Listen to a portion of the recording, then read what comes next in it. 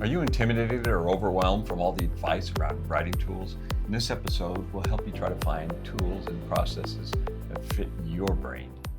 Welcome back to Coffee with the Authors.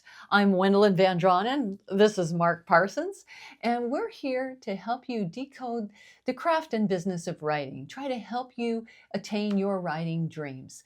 I want to know, though, just because I do, how many of you stick around for the outtakes at the very end of each one of these episodes? The stingers, yeah. Because I think they're the best part, and I would hate to have you miss them. So just so you know, in case you didn't know, there's a stinger at the end of each one of these episodes where we're maybe not quite so buttoned up. Anyway, back to the episode at hand. If you follow any online writing communities, you'll see that a lot of them are proponents of using specific tools or processes. And the funny thing is, these are almost always the ones that work for them. Or the ones they're selling. Yeah, well, there is that. But so they're telling you what processes work for them. But that's meaningless because you're not them and your brain works a little differently than their brain. Usually when we want to learn how to do something new, we might just go online and do a search for how do we do this thing, which is a good idea if you want to do something like build a bookcase, but maybe not so much if you want to do something creative. But if everybody's saying they're using this one process, you may feel like, well, I should use that process too. And maybe you kind of feel like you're failing at this because it doesn't work for you. But that's the thing. Some things work for some people, others work for other people. And the idea is to find the thing that's right for you.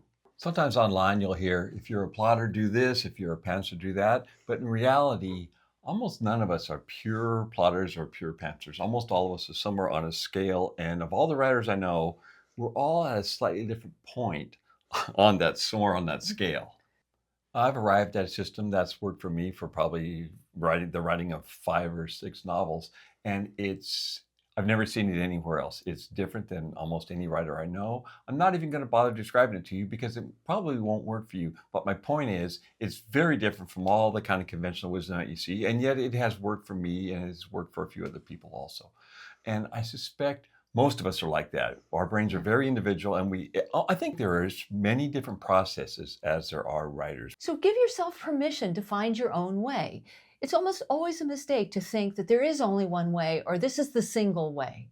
You can start there, but adapt it to suit what works for you. There are writers who write the whole thing out by hand, a whole novel out by hand. There are writers that use Word. There are writers that speak into an app that records their voice.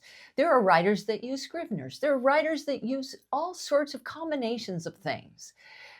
No way is the right way unless it's the way that works for you. And readers don't care how the words got on the page. The point is, get them on the page in the way that works for you. So here's a dirty little secret. Following somebody else's process will not make you write like them. Not at all. It won't necessarily make you successful with them, and it is absolutely not guaranteed to give you your best work. Really, your best work comes from you sitting with your story and trying several different processes until you find something that works for you and really conveys your thoughts onto the page. Thanks for stopping in to take a quick break with us. We're glad that you did. Until the next episode, dream big, work hard, don't give up, and stick around for the stinger. Although I'm not sure that we have a very good stinger this time because it was weird and way all over the place. But stick around anyway because who knows what's going to be there. And most importantly, keep writing. You sound like the penguin on Batman. I feel like the penguin right now. Okay, wow. How's your waddle?